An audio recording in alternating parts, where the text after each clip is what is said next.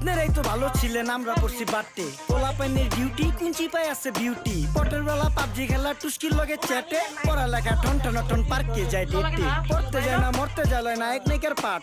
চিপাই চাপাই restaurant আর VIP ফেলার। এই শহরে খেলাধুলার নাইকা কোনো মাঠ। বাচ্চা লইয়া মসজিদ গেলে বুইরারা দেয় ঘাট।